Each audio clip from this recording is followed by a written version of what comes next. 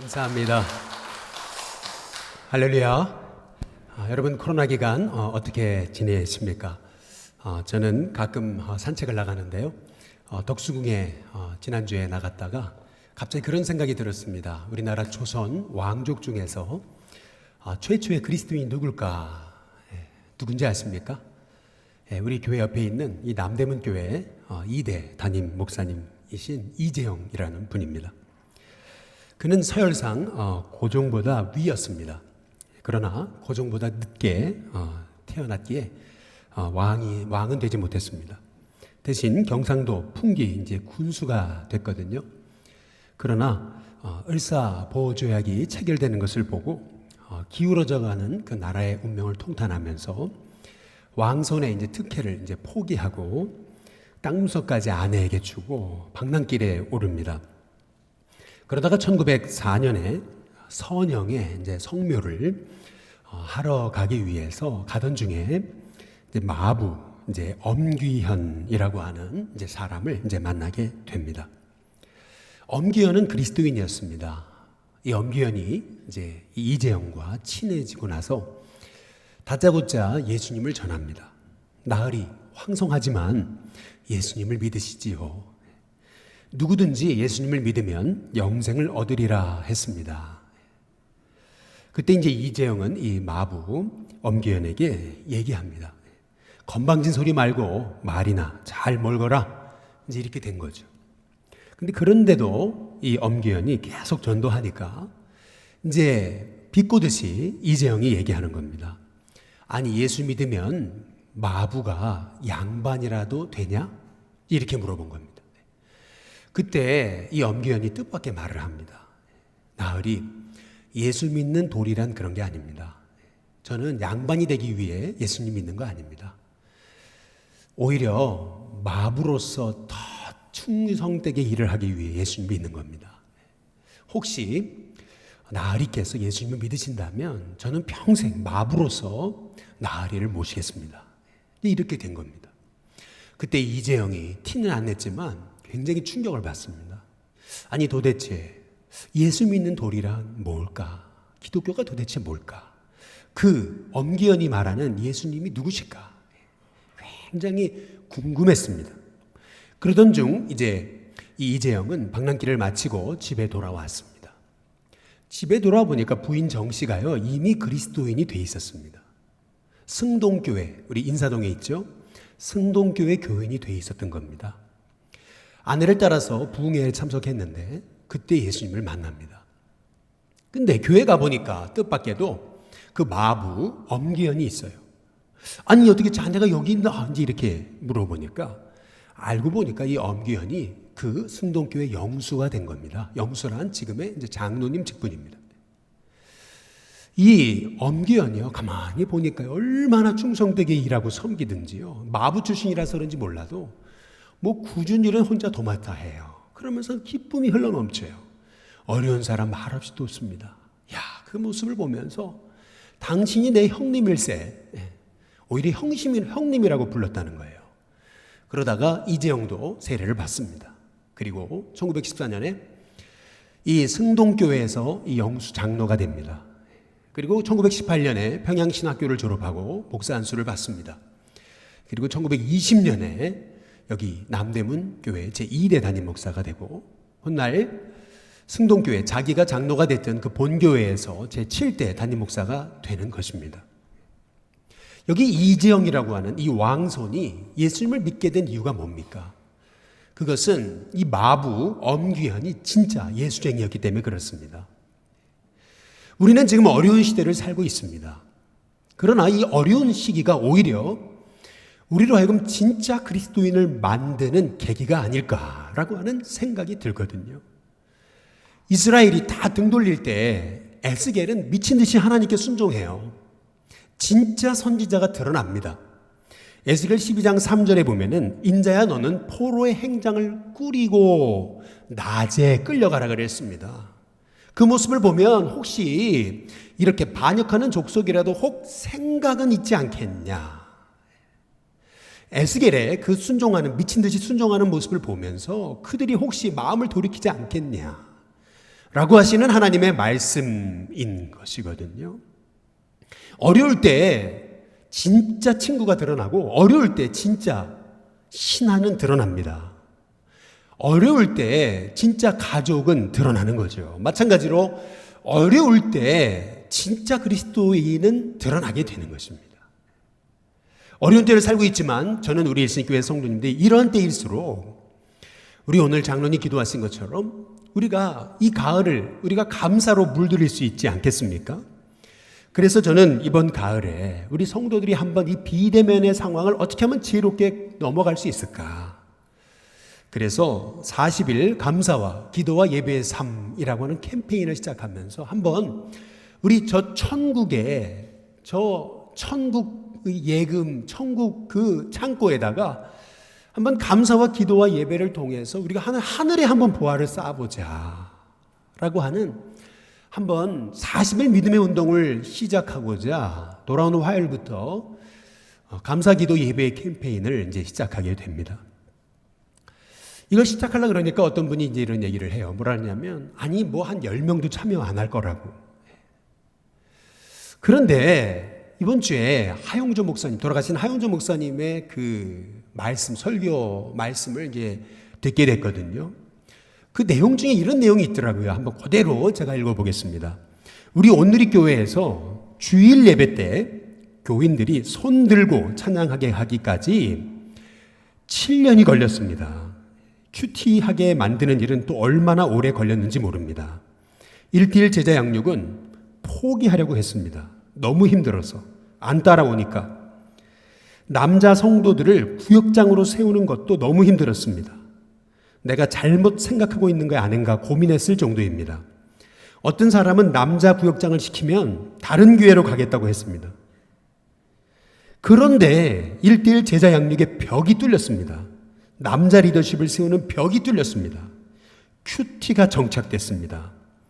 그리고 오늘 같은 온누리 교회가 가능해졌습니다. 이게 하용조 목사님 설교입니다. 저는 이 설교를 들으면서 그런 생각을 해봤어요. 야, 거저되는 일은 없구나. 뭐든지 쉽게 되는 일은 없구나. 안 된다고 해보지도 않고 안 된다고 좌절하는 것이 아니라 풍랑이 있는 이러한 이 세상 속에서 한번 우리가 믿음의 도전을 해보자. 이제 이런 생각을 해보게 된 겁니다. 여러분이 한번 그 어부라고 한번 생각해 보시기 바랍니다. 여러분이 큰 배를 갖고 있는 어부예요. 풍랑이 온다는 일기예보를 들었습니다. 그러면 미련하게 그 배를 끌고 그 풍랑이 있는 바다를 향해서 나가는 어부는 없어요. 풍랑이 온다는 일기예보를 듣는다면은 그러면 그 어부가 하는 일은 뭐겠어요? 당연히 그 배를요 육지에 정박시키겠죠. 닻을 내릴 겁니다. 닻을 내린다라고 하는 말을 영어로 anchored라고 그러죠. anchor. 네.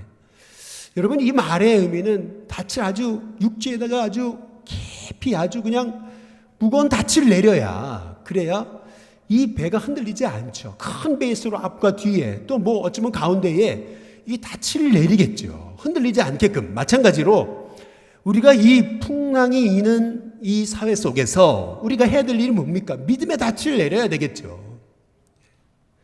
그 우리가 내려야 될 믿음의 닻이 뭐겠습니까? 네, 그것이 바로 첫 번째는 기도의 감사의 삶이라는 거예요. 감사의 삶.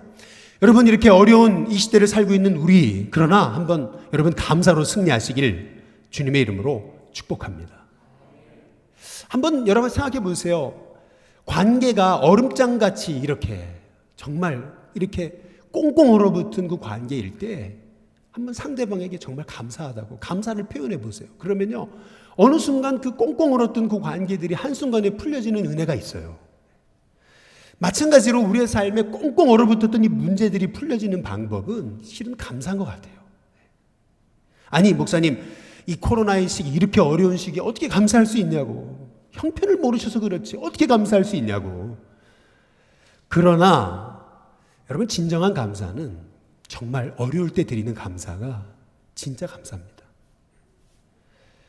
신앙의 자유를 찾기 위해서 미국으로 1620년에 메이플라워를 호를 타고 이 바다를 건넜던 102명의 이 청교도들, 믿음의 사람들은요,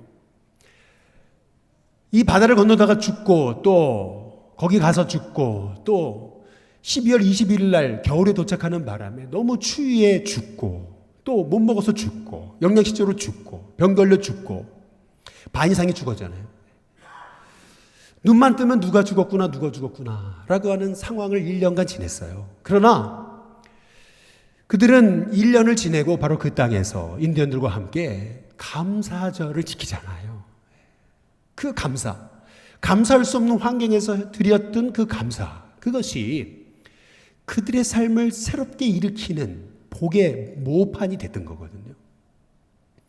마찬가지로 우리의 삶도 우리가 감사할 수 없는 환경에서 감사할 때에 하나님은 저와 여러분을 복의 통로로 세우시는 위대한 명약을 여러분의 마음에, 여러분의 인생에 허락하시는 그 복을 누리게 될 줄로 믿습니다. 감사만큼 내 인생에 묶였던 문제, 상처, 마음의 아픔들을 치유하는 최고의 명약도 없어요. 최고의 치료제입니다, 사실은. 이 위기를 지나가는 힘은 감사인 거죠. 다니엘 6장 10절에 보면은 우리가 언제 감사해야 되는가라고 하는 것을 알 수가 있어요. 다니엘은 이 조서의 왕의 도장이 찍힌 것을 알고도 예배드리면 기도하면 죽는다라는 그러한 모함이 가득한 상황을 알고도 다니엘은 하루 3번씩 그랬습니다. 전에 하던 대로 말이에요. 기도하고 무릎을 꿇고 하나님 앞에 감사했다라고 얘기하고 있지 않아요. 감사할 수 없는 환경에서 하나님 앞에 3번씩 기도하며 감사했다는 겁니다. 놀라운 것은 다니엘이 살았던 그 바벨론이라고 하는 그 제국은 다니엘이 있던 총리로 활동하던 그 시점에서 왕이 3번 바뀌어요. 느부갓네살, 벨사살, 다리오 이렇게 바뀝니다. 그러나 그렇게 롤러코스터를 타는 것 같은 그러한 그 제국이 흔들리는 상황에도 다니엘은 신실하게 거기에서 쓰임받아요. 그 이유가 뭡니까? 그것은 매일 하나님 앞에 하루 3번씩 작정하며 기도한 거예요. 그리고 감사한 겁니다. 감사할 수 없는 환경에서 감사했던 다니엘은 하나님이 그를 붙드시는 그런 은혜를 체험하게 된 거예요. 기도는 하나님의 손을 붙드는 행위입니다. 여러분 다른 손 붙들지 마세요. 하나님 손 붙드세요. 그 손 붙들면 하나님이 여러분을 그 삶의 자리에서 흔들림이 없이 쓰임받게 하시는 은혜가 있게 하실 줄로 믿습니다. 아니 그러면 뭐 예수님은요 이렇게 물어볼지 몰라. 예수님은 오병이요 보리떡 5개 물고기 2마리를 가지고도 아니 애게 이거 갖고 뭐 하겠냐고 이렇게 하나님 원망하지 않았습니다. 우리 예수님은 오히려 이 오병이어를 가지고 5,000명을 먹이실 하나님의 기적을 바라보셨습니다. 축사 감사기도 하셨습니다. 그때 5,000명을 먹이고도 12광주리가 남았어요. 감사할 때 하나님께서 여러분에게 여러분의 삶에 차고 넘치는 은혜를 허락해 주실 줄로 믿습니다. 그 사랑하던 나사로가 죽은 그 무덤 앞에서도 우리 예수님은 하나님 내 말을 들으신 것을 감사하나이다 그랬거든요. 내 말 들으신 것을, 하나님은 내 기도를 들으신다는 것을 예수님은 이미 감사하시고 나사로를 향해서 일어나라 선포하셨습니다. 우리도 감사하며 기도할 때에 우리의 마음에 문제를 뚫고 가는 하나님의 믿음의 삶을 허락해 주실 줄로 믿습니다. 감사할 때 내 영이 살아나요. 감사할 때 내 심령이 깨어나는 역사가 나타나게 되는 것입니다. 성체, 천국의 열쇠라는 그 베스트셀러의 저자인 A.J. 크로닌 박사라고 있습니다. 그는 아주 저명한 작가였을 뿐만 아니라 그는 이전에 의사로 활동했던 분입니다. 가난한 사람들을 위해 광산촌에서 일한 적이 있는데 그 광산촌에서 일할 때 한 간호사, 그리스도인 간호사가 억울한 일로 이렇게 그곳까지 와가지고 아주 부당한 대우를 받으면서 거기서 일을 해야 했던 간호사가 있었습니다. 근데 이 그리스도인 간호사가요, 그렇게 부당한 대우를 받으면서 그렇게 고단한 일을 하는데도 그 얼굴에서 그 웃음이 떠나지 않아요. 찬송이 끊이지 않고 감사하면서 얼마나 그 환자들을 정말 성심성의껏 돌보고 업무 시간이 끝났습니다. 그럼에도 불구하고 늦은 시간까지 환자 곁에 머무르면서 얼마나 진실되게 섬기는지. 그래서 이 크로닌 박사는 이 간호사에게 그냥 지나가는 말로 한마디를 던진 거죠. 아니, 당신이 가진 가치에 비해서 이렇게 너무나 부당한 대우를 받는데 이 쭈꾸리만한 봉급 가지고 힘들지 않냐고. 그러나 하나님은 아시겠죠 뭐. 이렇게 얘기한 겁니다. 그런데 이 간호사가 뜻밖의 말을 하는 거예요. 그 말 한마디가 이 A.J. 크로닌 박사의 인생을 바꿨다는 겁니다. 이 간호사가 했던 대답은 뭐냐면은, 박사님, 제가 가진 가치보다 부당한 대우를 받는다고 해서 제가 원망할 게 뭐가 어디 있겠습니까? 하나님이 아시면 그것으로 좋은 거 아니겠습니까? 족한 거 아니겠어요? 하나님이 아시고 하나님이 나와 함께 하신다면 내 삶에 더 이상 감사할 게 뭐가 있겠습니까? 저는 하나님이 함께 하시는 것만 해도 감사합니다. 참 믿음의 고백이 나오는 것을 보며 이 A.J. 크로닌 박사의 인생을 보는 눈이 바뀌어진 거예요. 그렇구나. 아무리 지옥 같은 환경도 진심으로 감사하는 하나님의 사람에게는 지옥 같은 환경이 천국 같은 환경으로 바뀌어지는 것이구나. 환경이 문제가 아니구나. 고난이 문제가 아니구나. 그 고난을 받아들이는 그 감사의 고백이 그 고난의 환경을 축복의 환경으로 바꾸는 것이구나. 이제 그것을 이제 깨달으면서 굉장한 인생의 전환점이 됐다라는 얘기입니다. 여러분, 감사만큼 이 고난의 시기를 이길 수 있는 그런 능력의 통로가 어디 있겠습니까? 아침에 일어나서 그냥 오늘 새 하루를 주신 하나님께 감사하고, 오늘도 내 삶에 문제가 오더라도 하나님, 내가 감사의 시각으로 이 문제를 바라볼 수 있는 믿음의 눈을 열어달라고 하면서 감사하는 저와 여러분이 될 때, 이번 이 감사의 삶 40일의 이 삶이 저와 여러분의 인생에 엄청난 전환점이 되는 역사가 있게 하시리라 믿습니다. 두 번째로, 우리가 깊이 우리의 삶에 이 풍랑이 있는 삶 속에서 내려야 될 믿음의 삶의 그 닻은 바로 기도의 닻입니다. 기도의 삶이에요. 이번 코로나의 시기를 맞아가지고 참 너무나 우리가 큰 손실 중에 손실은 성도들이 함께 이렇게 교회에 나와서 함께 모여서 우리가 기도할 수 없다는 겁니다. 우리가 벌써 수 2시 중보기도를 중단한 지 얼마나 오래됐고, 그리고 우리가 8월 달에 보통 이렇게 중보기도 세미나를 하고 9월부터 우리가 보통 이렇게 중보기도자들을 모집해서 월요일부터 토요일까지 시간을 이렇게 릴레이로 해가지고 교회 와서 우리가 릴레이로 기도하는 그러한 그 사역을 해왔었거든요. 근데 아무것도 못하고 있어요. 벌써 시작하려고 했는데 비대면의 상황에서 우리가 스탑하고 있는 상황입니다. 제 마음이 조금 이렇게 참 이렇게 넋을 놓고 있었던 것 같아요. 그런데 우리 사역자들이요, 이런 얘기를 하는 거예요. 아니, 목사님, 뭐 꼭 모여서 해야 되냐는 거예요. 영상으로, 비대면으로, 이렇게 영상으로 이렇게 세미나 할 수 있지 않냐는 거죠. 그리고 꼭 교회 와서 해야 되냐는 거죠. 그냥 각각 자기 삶의 자리에 시간을 정해놓고, 그거를 이 중보기도 사역에 보고하고, 그래 시간을 다 나눠가지고, 각각 있는 자리에서 기도하면은, 전에는 뭐 한 30여 명 참여했다면 지금은 전교인이 참여할 수 있는 거 아니냐. 이제 그렇게 얘기하면서 한번 전교인이 참여하는 한번 중보 릴레이 기도를 한번 해보시는 게 어떠냐고 이런 얘기를 해요. 야, 제가 그 얘기를 듣고서 이거 맞는 얘기구나. 이 시기가, 풍랑의 시기가 위기가 아니고 우리에겐 오히려 기회가 될 수 있구나 라고 하는 그런 생각을 이제 해보게 된 거예요. 왜 우리가 감사 캠페인을 전부터 해왔는데 왜 조금 하다 마는 겁니까?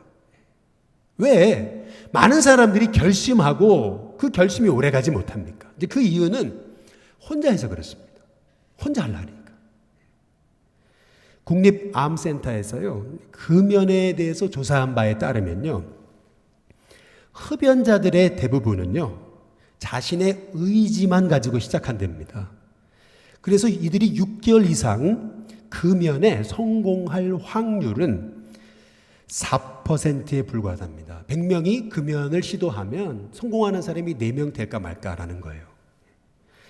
그런데 그에 비해서 금연 상담을 받고 금연 모임에 참석하고 의사에게 이렇게 조언을 받아서 금연약을 복용하면서 의사의 도움을 받는 사람들은 혼자서 금연을 하려고 노력하는 사람보다 금연 성공률이 두세 배나 높아진다는 겁니다.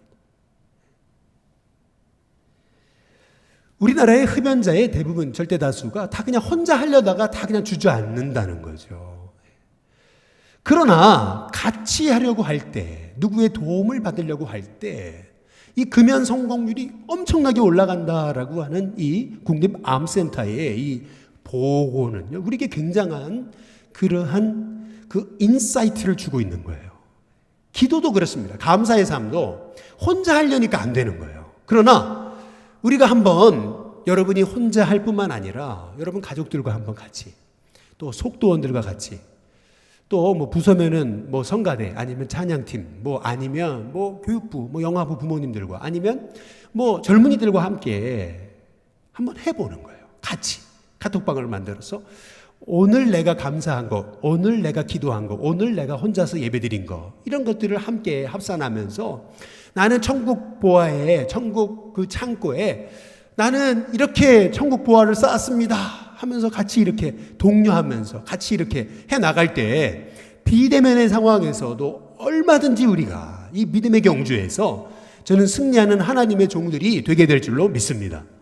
그래서 개인에게만 시상할 게 아니고 가족에게도 또 속회에게도 또 부서에게도 시상을 해야 되겠구나라고 하는 그런 생각을 해보게 된 거예요. 사도행전 3장 1절과 6절에 보면은 제9시 기도 시간에 그랬습니다. 제9시란 오후 3시를 얘기하는 겁니다. 오전 9시, 12시, 그리고 오후 3시에 기도했다는 겁니다. 하루 3번씩 작정하며 그것도 베드로 혼자가 아니고 베드로와 요한이 그랬습니다. 같이 기도하러 성전에 올라갈 때 함께 기도하니까 계속 기도할 수 있었어요. 함께 기도하니까 서로 격려하면서 새 힘을 얻을 수 있었어요. 근데 갑자기 베드로가 그 나면서부터 안진뱅이 된 40살이 된 그 사람에게 은과 금은 내게 없거니와 내게 있는 이것을 너에게 주는데 곧 나사렛 예수 그리스도의 이름으로 일어나 걸어라 라고 선포하거든요. 걸어라 선포할 때 안진뱅이가 벌떡 일어나요. 사도행전에 보니까 그의 나이가 40여 세나 되었다 이렇게 얘기하거든요. 이 베드로의 힘으로 안진뱅이를 일으킨 게 아니잖아요.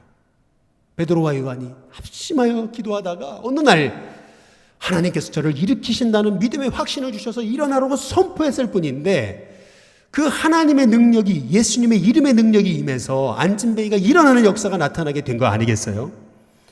마찬가지로 우리도 기도할 때에 기도를 통해 하나님의 손 붙잡을 때 저와 여러분을 통해서 하나님이 일하시는 역사를 보게 될 줄로 믿습니다. 제가 이렇게 우리가 40일 감사 기도의 캠페인을 하자고 하는 이유는 이렇습니다. 1시간 기도라고 하는 책이 있어요.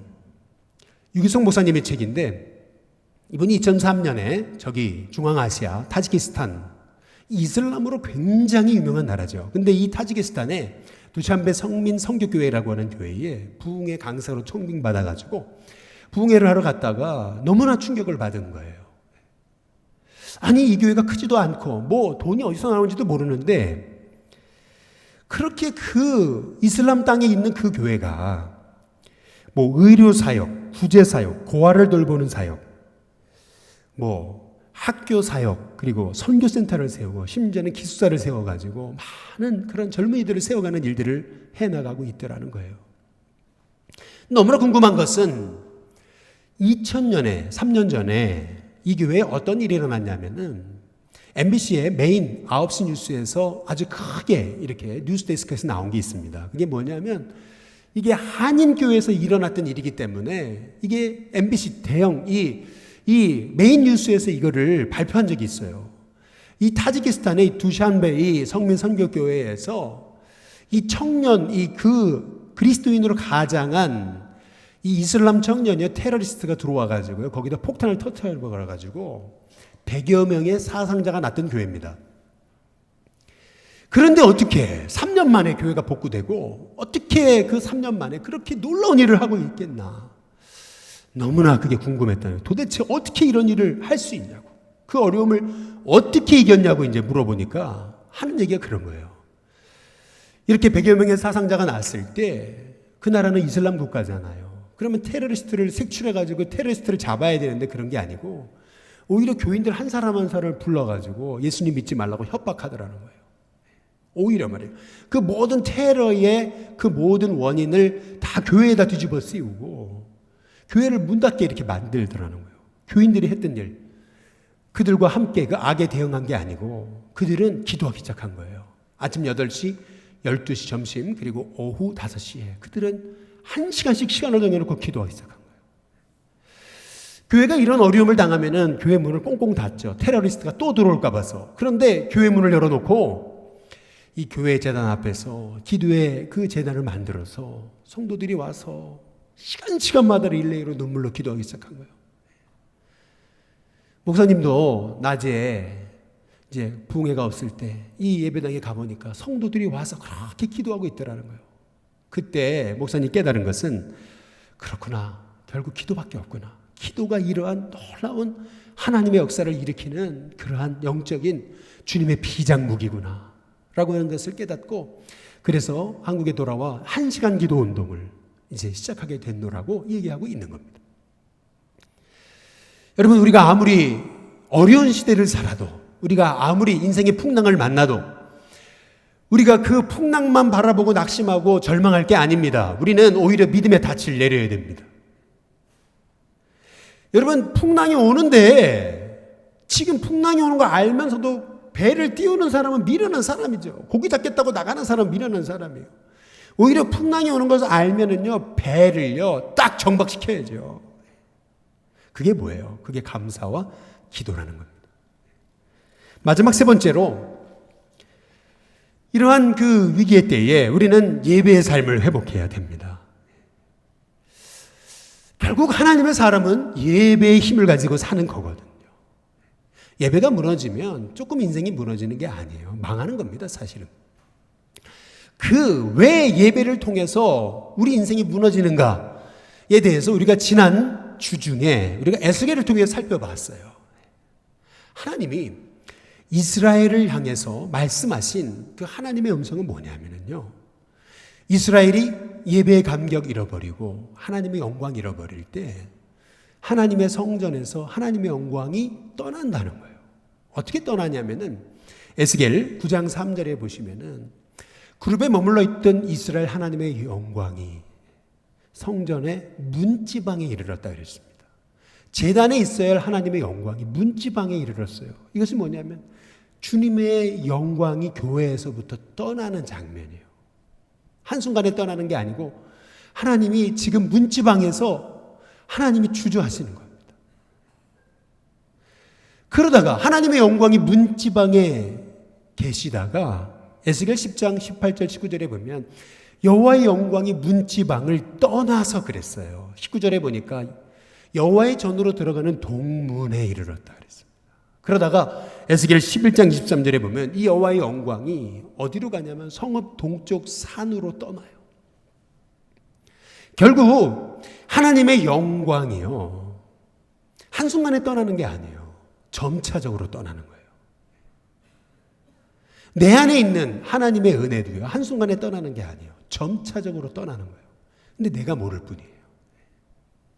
삼손은 자기 머리가 잘린지도 모르고요, 자기를 괴롭히는 자에게 내가 다시 한번 힘을 내겠다 하다가 말이죠, 아무 힘도 못 쓰잖아요.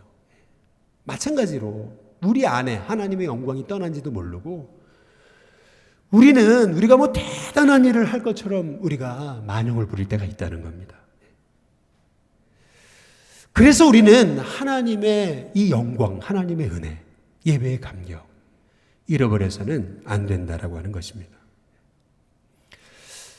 이번에 우리 사역자들과 함께 2021년 우리 목회 계획에 대해서 조금 한번 구상을 해와라고 제가 숙제를 줬습니다. 이제 그랬더니 이제 우리 사역자들이 이제 2021년 어떻게 이 코로나의 시기를 지날 수 있을까 해가지고 이제 보고서가 올라왔어요. 근데 그 보고서를 읽는데 제가 마음에 참 회복이 됐어요, 사실은. 그 이유가 뭐냐면 우리는 이 코로나의 시기를 만나면서 우리가 참 이렇게 그래도 참 자부심을 가지고 해왔던 일들이 많았잖아요. 근데 그것을 다 중단했어요. 심지어는 우리가 창립기념 삼계탕이라든지 뭐 우리가 이 복날에 하는 삼계탕 이런 것도 다 스탑했어요. 할 수가 없잖아요. 그러면서 이제 제 마음에 이렇게 좀 이렇게 막 이렇게 하고자 하는 그러한 이 열정이 조금 이렇게 힘을 잃었던 것 같아요. 그런데 우리 사역자들이 그 보고서에 뭐라고 보고서를 올렸냐면은 이제 그렇게 할지는 모르지만 이제 이렇게 보고서에 올려왔어요. 목사님, 삼계탕 나는 할 수 있어요. 어떻게 하면 되는지 아세요? 비비고 삼계탕이 있는데 그거 5천 얼마면 된다는 거예요. 꼭 필요한 분, 어려운 분들한테 우리가 비대면으로 가서 전달할 수 있지 않냐는 거죠. 야, 그냥 그런 아이디어 하나만이라도 제게 이렇게 제안하는 그 모습을 제가 받으면서 그래, 우리가 할 수 없다, 못한다 라고 하기 이전에 그래, 이 비대면의 상황에서도 하나님이 기뻐하시는 일을 한번 선택해보자 라고 하는 이제 그런 생각을 해보게 됐어요. 우리가 아무것도 할 수 없다고요? 그렇지 않습니다. 시편에 50편 23절에 보면 감사로 제사 드리는 자, 나를 영화롭게 하나니 그의 행위를 옳게 하는 자에게 내가 하나님의 구원을 보이리라 그랬습니다. 그냥 하나님의 구원을 나타낸다는 게 아닙니다. 보인다 그랬어요.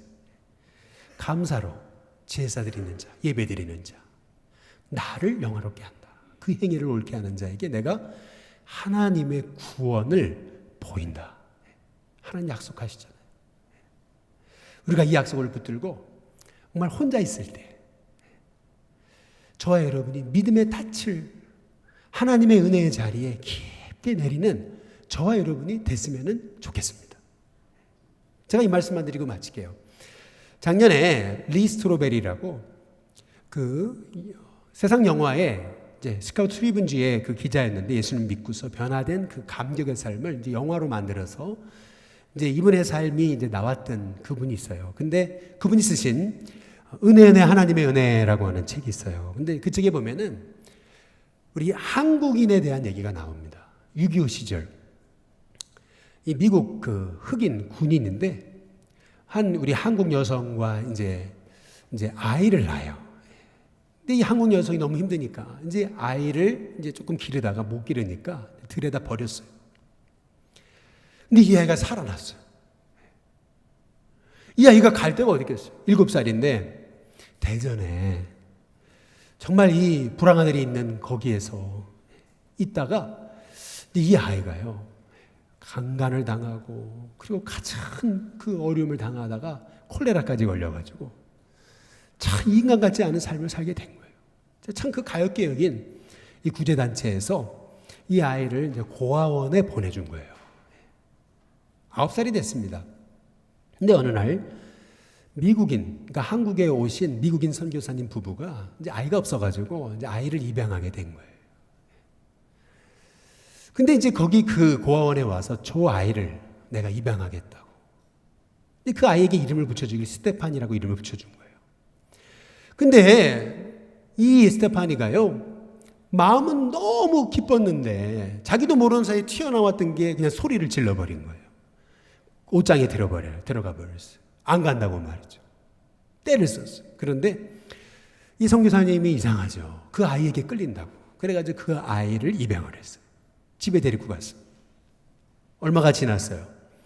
이 아이가 이제 집 앞에 놀이터에 친구들하고 노는데 친구들한테 그러는 거예요. 아이 참 이상하지. 우리 집에 저 미국인 부부는 나를 식모로 데리고 와놓고 일을 안 시켜. 그러니까 이제 친구가 그러는 거예요. 친구들이 야, 이 멍충아, 너 그 집 식모 아니야. 너 그 집 딸이야. 그러니까 이 친구가 그러는 거죠. 아니, 나 식모야. 그랬더니 아니, 그 집의 딸이야. 몰랐니? 이렇게 된 거죠.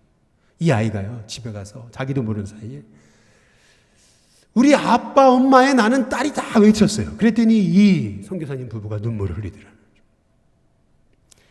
이 선교사님 부부는 한국에 있다가 이제 스테파니를 데리고 미국으로 갔습니다. 17살이 됐어요.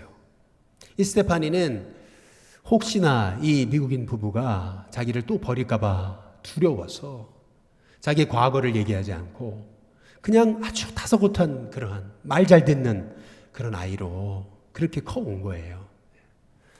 사춘기 아이가 얼마나 예민합니까? 그런데 저녁에 식사를 하는데 아주 사소한 일로 부모님 뭘 지적을 했는데 이제 그것이 너무 억울해가지고 막 분노가 이제 솟구치는데 부모님께 막 그렇게 할 수는 없고 그래서 자기 방에 가가지고 문을 닫고서 엉엉 울게 된 거죠. 그때 아버지 선교사님이 아버지가 조용히 방문을 열고 들어와가지고 스테파니야, 지금이야말로 이제 너를 하나님께 맡길 때가 됐구나.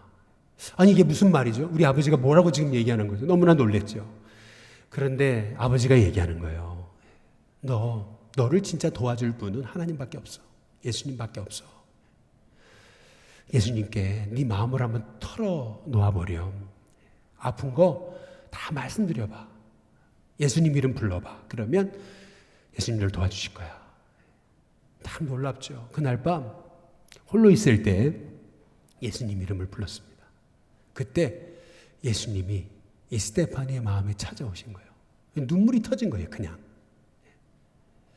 내 삶을 예수님이 이해 못하시겠지라고 생각했는데 가만히 생각해 보니까 예수님도 이 땅에 말구에서 나셨잖아요. 자기도 들에 버려졌는데 예수님도 십자가에 죽으시면서 아버지 날 버리셨나이까? 내 부모님도 날 버리셨잖아요. 예수님도 나와 비슷한 그 어려움을 겪으셨구나. 예수님도 수많은 사람들의 비난과 모욕을 당하셨잖아요. 예수님도 이렇게 사람들의 거절당하셨구나. 예수님이 내 아픔을 아시겠구나. 이 생각을 하니까 그날 밤 이 스테파니는 인생이 변화되는 그 인생의 전환점을 만나게 된 겁니다. 그리고 참 귀한 그리스도인으로서 많은 영혼을 상담하는 상담가로 지금 쓰임받게 되고 있다는 것이 그 은혜, 하나님의 은혜라고 하는 책에 나오는 실화입니다. 여러분 혼자 계실 때 뭐 하십니까? 그냥 핸드폰과 씨름하십니까? 혼자 계실 때 뭐 하십니까? 한번 하나님의 이름, 예수님의 이름 불러보시지 않겠습니까? 하나님이 주신 은혜 감사하면서 기도 안 해보시겠습니까? 한번 5분이라도 예배의 삶, 한번 예배의 재단 쌓아보시지 않겠습니까?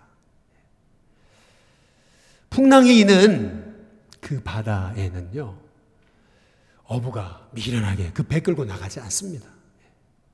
오히려 풍랑이 온다는 소식이 들리면 그 배를 지키기 위해서 닻을 아주 그냥 단단히 내리겠죠. 그러나 풍랑이 지나가면 고기를 잡기 위해서 마음껏 바다를 향해 나가겠죠. 마찬가지로 우리도 풍랑이 있는 삶 속에서 우리가 해야 될 일, 뭔가를 더 뭔가 해보려고 하는 것이 아니라 여러분의 삶의 자리에서 한번 기도의 닷, 감사의 닷, 그리고 예배의 닻을 아주 깊이 내려보시기를 바랍니다. 기도를 통해 하나님 손 붙잡아 보세요. 여러분만 붙잡는 게 아니고 여러분의 가족도 함께 붙잡게 된다면 여러분의 가족 전체가 하나님의 일하심을 볼 것입니다. 여러분이 기도의 손 붙잡는 것이 여러분만 붙잡는 것이 아니라 속도원들과 함께 붙잡아 보세요. 함께 속도원들과 함께 기도의 손 붙잡을 때 하나님께서 저와 여러분에게 그 오병이어를 통해서도 5,000명을 먹이시고 12광주리가 남게 하시는 하나님의 은혜와 하나님의 기적을 보게 하실 줄로 믿습니다. 이 가을 감사기도 예배를 통해 아름답게 우리의 삶이 물들여져서 호랑이는요 자기의 그 줄무늬로 자기를 이렇게 물들인다면 우리는 내면에 있는 하나님의 은혜로 물들이는 사람이거든요. 하나님의 은혜로 여러분의 마음을 물들일 때 저와 여러분을 통해서 하나님 일하시는 복된 은혜를 주실 줄로 믿습니다. 기도하겠습니다. 참 좋으신 하나님 감사를 드립니다. 감사기도 예배의 삶, 이 인생의 전환점을 통해 이 풍랑이 있는 이 삶 속에서 믿음의 닻을 단단히 내림으로 하나님이 기회를 주셨을 때 마음껏 고기를 잡으러 나아가는, 마음껏 하나님 앞에 쓰임받기 위해 날개를 치는 하나님의 종들이 되도록 하나님 인생의 전환점이 되는 40이 되게 우리의 마음을 만져주시고 가족들과 함께, 속돈들과 함께, 믿음의 형제들과 함께 하나님 기뻐하시는 믿음의 길을 걸어갈 수 있는 저희들이 되도록 축복해 주시옵소서. 감사하고 예수님의 이름으로 기도드리옵나이다. 아멘.